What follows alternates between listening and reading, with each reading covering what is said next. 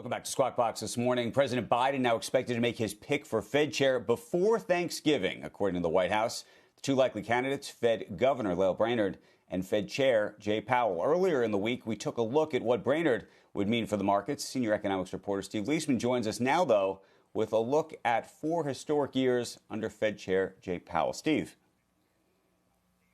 Good morning, Andrew. Yeah, if President Biden chooses not to reappoint Fed Chair Powell because he's not progressive or dovish enough, it'll be a decision filled with irony. If you look back on Powell's 4-year term, it shows him to be arguably the most aggressive and even progressive Fed chair ever. In a forceful response to the pandemic, Powell and the Fed cut rates to zero from 175 in 1 month. They hit zero faster than Fed Chairman Ben Bernanke did in the financial crisis. Of course, they didn't have as far to go.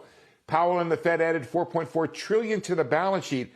That's more than Bernanke and former Fed Chair Janet Yellen combined. And he expanded Fed purchases for the first time beyond just treasuries and mortgage agency bonds to include corporate and municipal bonds. Unemployment fell considerably from the heights of the pandemic, and stocks have risen nearly 70%. The main concern, of course, is whether the Fed has stoked a lasting inflation and powered asset bubbles that could burst. But so far, Powell has avoided the taper tantrum that hit the last time the Fed tried to taper. Powell also engineered several initiatives that you'd think would seem to please progressives. Here's some of the things. In August 2020, he announced average inflation targeting, a big change to Fed policy where they aimed for above 2% inflation and inclusive maximum employment goal for rate hikes. December 2020, the Fed joined the network of central banks and supervisors for greening the financial system, one that looks at climate change and financial risk. The main knock on Powell, not inflation now, at least not politically, appears to be that he's not a Democrat and that there was some easing of Dodd-Frank banking regulations in his tenure. But Fed policies under Powell have been dovish under both Republican and Democratic administrations, and there's no indication he would turn more hawkish if he's renominated, Andrew. Any new betting line for you, Steve, as a tea leaf reader of this whole situation?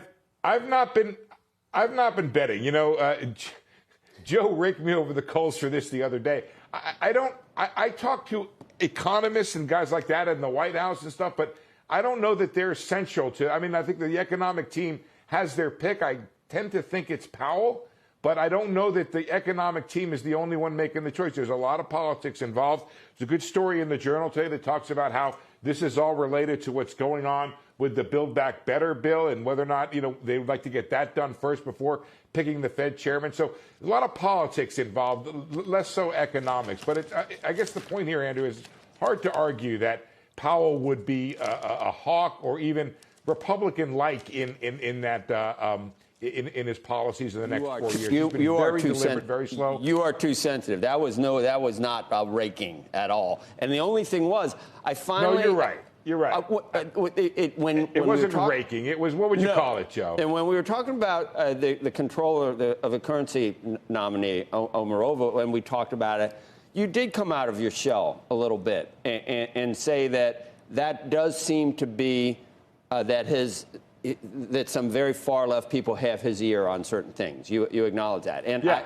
I was just thinking if they still have his ear, and it's. I could see it happening. But the point I was going to make was, calling Powell dovish when you have a pandemic that hasn't happened in 100 years, what are you supposed to be? Is that really a normal environment to actually judge someone's monetary?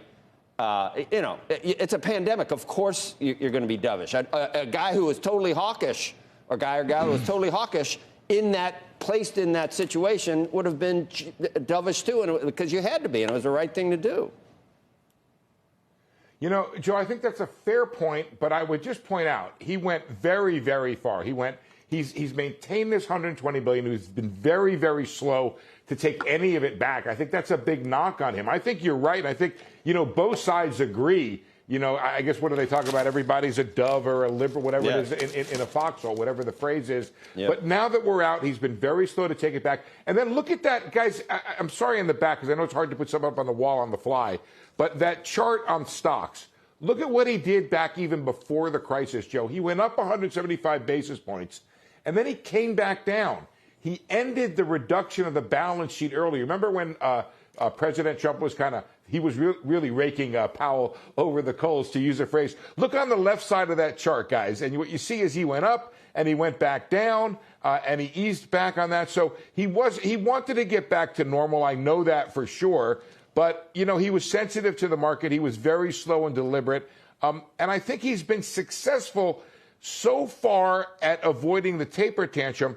And I think the jury is still out on this inflation call, Joe. I know everybody says, oh, it's here forever and the Fed messed up. I'm not quite sure that story has been fully written. Steve, did you